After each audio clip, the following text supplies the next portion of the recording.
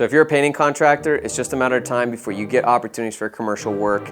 You'd be crazy not to go after commercial work, but it's important that you do it at the right time. So let's look at that in this video.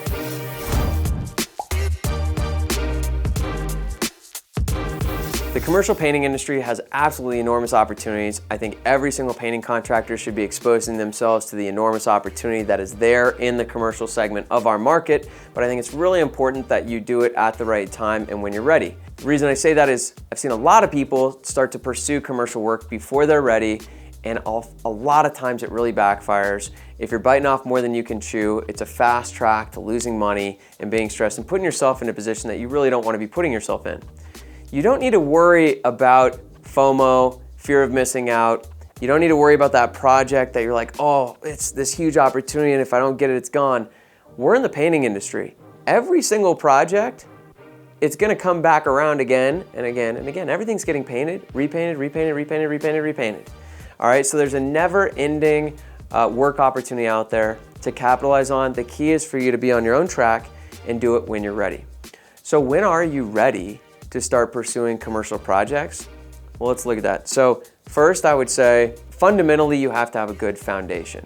So what are the aspects that you have a good foundation? One is you have good, reliable crews that you trust, that you don't need to babysit and micromanage. See, if you're gonna go and win a $40,000 or $50,000 project, you need to already have a crew you trust and can count on to put on that project. If you don't have that, don't go bidding those projects. If you put a crew you don't trust on a project like that and it goes south, bad news. The second thing you need to have dialed in is you've got to have your estimating dialed in to make sure that you're pricing things accurately. When you mess up estimating on a $5,000 house, that might be a $500 mistake. You mess up on a $50,000 job, that could be a $5,000 to $10,000 mistake. You don't want to make mistakes like that. You want to make sure your estimating is dialed in. And third, you just really want to make sure that you've got a good, consistent foundation in your business where your business is consistent now. Like, we don't want to go and essentially start another business because that's kind of what commercial is. Yes, it's painting, but it's a very different business. Marketing's different, sales is different, your pricing's different, your scope of work is different, project management's different, cash flow is different, payment terms are different, contracts are different, problems are different, right? Your clientele is different. The only thing that's the same is we're painting, right? So we can use the same crews, same brand, we can use a lot of the same things, but it's kind of like launching another business. So the third thing is you want to make sure that the business you're running, your residential operation, is running smooth. It's a good, smooth business, and you actually have the time and capacity to start pursuing a new business. That's when you start trying to pursue potential relationships. And the nature to commercial is it's a long process, right? You might be working a relationship for 2 or 3 months before you even get an opportunity to bid a project. You put in the bid, it's another 3 months or 6 months before they decide on the bid. It's another 3 or 6 months before they start it.